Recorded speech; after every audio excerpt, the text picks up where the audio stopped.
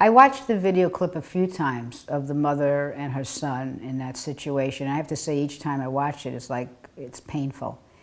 And this is why we do the advocacy. I mean, the connection is direct. We advocate for funding for elder abuse victim services so that a social worker and a lawyer, possibly, could intervene and help this family. Certainly protect the older adult from what was clear abuse, and possibly also help the son who had his own problems. And this is exactly why we do this advocacy. I mean, it's very direct. We did our 19th annual City Hall Advocacy Day this year, where 400 seniors met with 48 out of 51 council members. We had senior activators that we trained to speak at our press conference on elder abuse. We had elder abuse funding in the agenda of the meetings with the council members. So everybody who attended those meetings were given briefing points. They all had elder abuse. So it was an educational tool, not just for the council members, but for the senior citizen participants.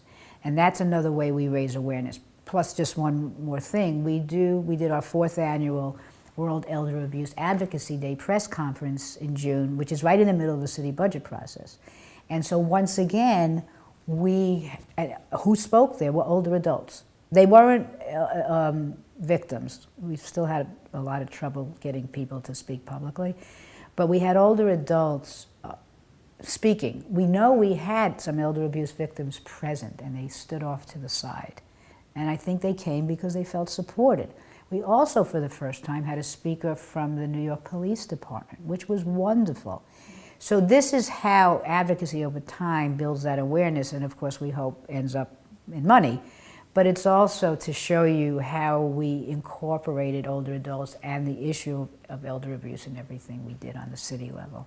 It's really interesting, the older adults who advocated on behalf of elder abuse victims, we had one gentleman who lives in senior housing, and this was 2 years ago. We asked him to speak at the press conference. So he went around and he spoke to some of the staff in the building and said, "Is there elder abuse here?" Because he said, "What do I know? I didn't know." And he heard about stories where people's Social Security checks were getting stolen or they weren't being treated properly. And he was very touched by it. He said, "Oh my God, I didn't know any of this stuff went on in my building," because it's senior housing. You think, you're going to be safe.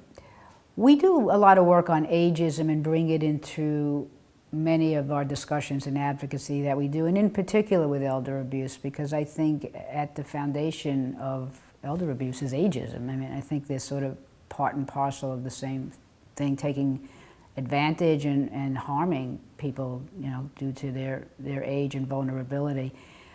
Ageism, like any other ism, is very insidious. You can't always see it. It's part of society. We live and we breathe it. And we don't yet have a safe space to talk about ageism. That's my view. When the civil rights movement started, blacks had to create a space for themselves, even though whites pushed back. Women had to do it when feminism and sexism, even though men pushed back. Gays had to do it with homophobia, even though straight people pushed back.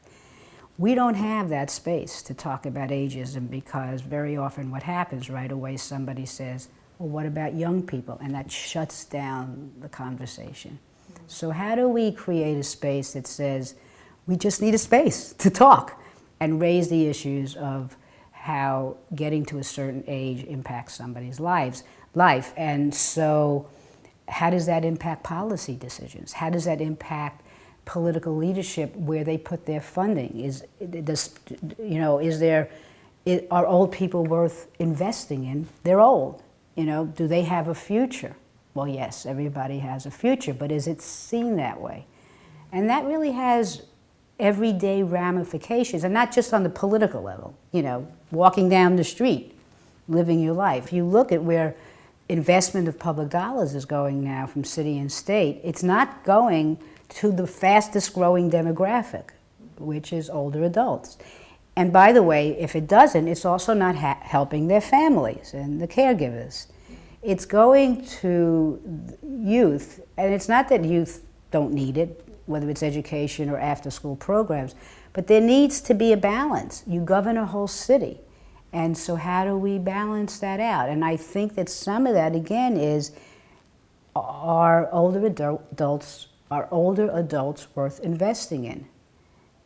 I think that's a question that, whether it's consciously asked or not, I think it's in the background. And by the way, I think that affects private funding, whether it's foundations or corporate funding. Again, are older adults worth investing in? And as we often see, it's very hard. There are very few foundations that really concentrate on aging.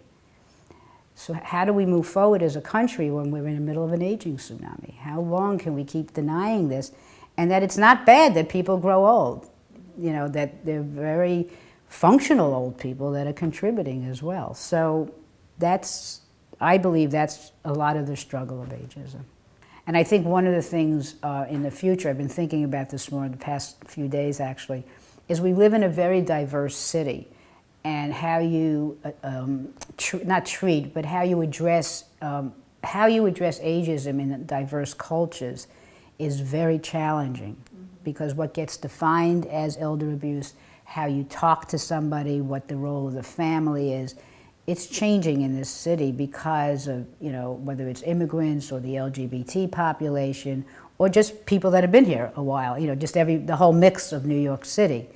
You know, I think the challenges are going to be how we adapt our interventions to meet these cultural differences.